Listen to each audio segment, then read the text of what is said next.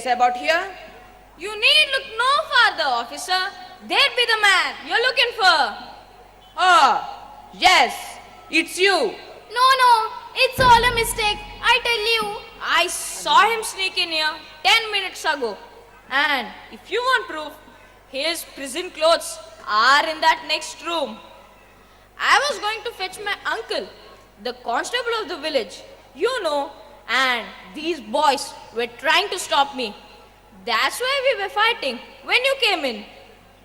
Indeed, this is a smart bit of work, my lad. Your uncle should be proud of you. Thank you. Oh, wait. Please don't take him. Hush, it's no use. The game is up now. I'll have to take you back at once. I'm sorry, lady, but I'm afraid there's going to be trouble for you over this. Did you know that this man was a convict and he entered the house?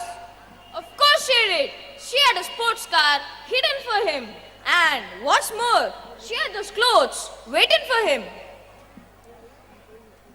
You rotten sneak. Wait till I get you outside tonight. That's enough of that, my lad. This boy is simply doing his duty.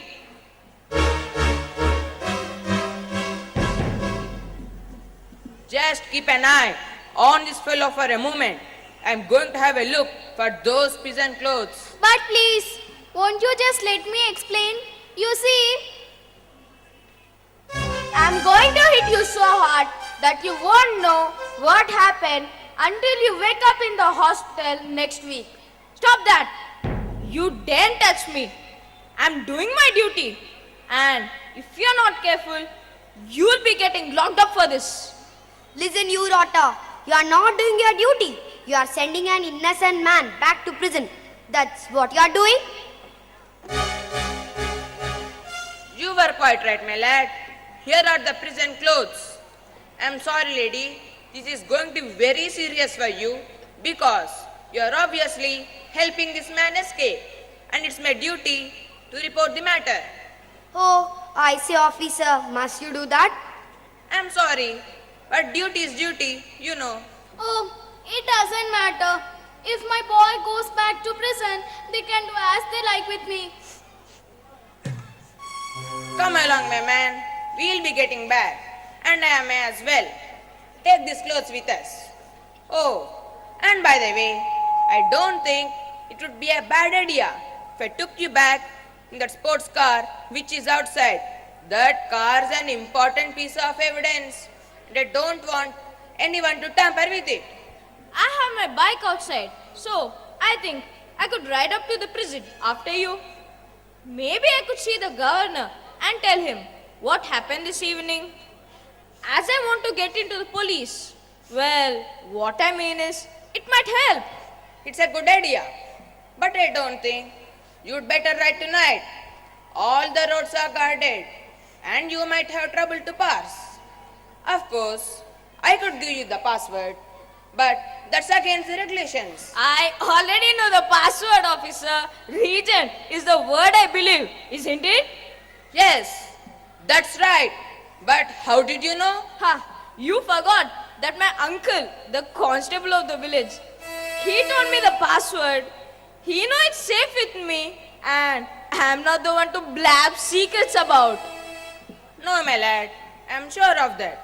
You have done me a very good turn this evening, and someday, I'm sure, be a great man in the police yourself. Good night. Good night. Good night, lady. Well, I told you I would catch one of the convicts, didn't I? You thought I didn't have the brains to be a detective? Said I was much of a gas bag? Well, I've shown you all what I can do. Oh, get out of here if you want to get out alive. He's not going yet. I'm going to thrash the rotten snake for this. Tom, please don't fight again tonight. It's no use now. There's nothing too bad for the snake Joe after this. Mrs. Parker, I can't tell you how sorry we are about this. Listen, there goes the car.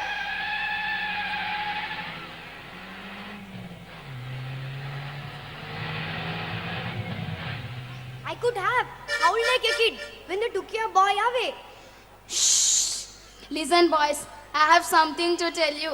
They have not taken my boy away. But why? What do you mean? Just this. The convict you saw just now was not Roger. Not Roger? You mean he was not your son? I have never seen him before in my life.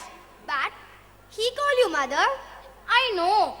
After you told him that you were willing to help my son escape, he called me mother in hope that I should not tell the truth. And well, I thought of Roger and I just hadn't the heart to turn against the poor fellow. Then your son didn't escape after all.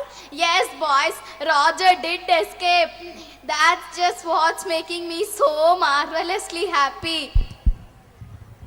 You see, he was the warder who just now arrested his friend and took him off to the freedom in the Bentley. What you mean?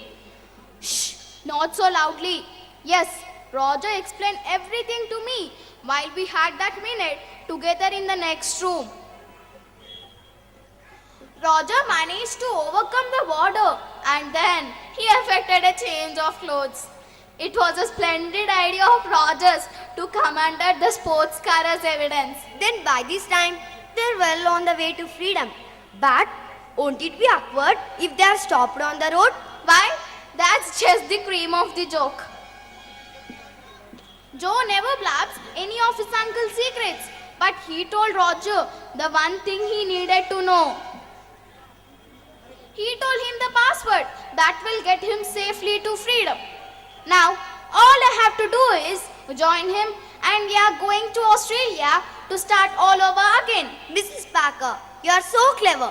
I can't tell you how glad I am about this. And I can't tell you how grateful I am to you boys. Why? I say, you're crying, aren't you? There's nothing to cry about now. I know. But I'm just crying for happiness. Well, I'm blowed. But there, as my dad says, where women are concerned, the unexpected always happens. The participants were K. Rishika as Miss Parker, M. Prithvi as Joe, Muzaffar as Tom, B. Shriya as Alec, B. Abhinav as Warder, S. Kritik Vikas as Convict. This play is directed by Mrs. M. Jyoti Naidu, our Vice Principal, presented by Mrs. G. Madhuvanti and assisted by Mrs. K. Anita.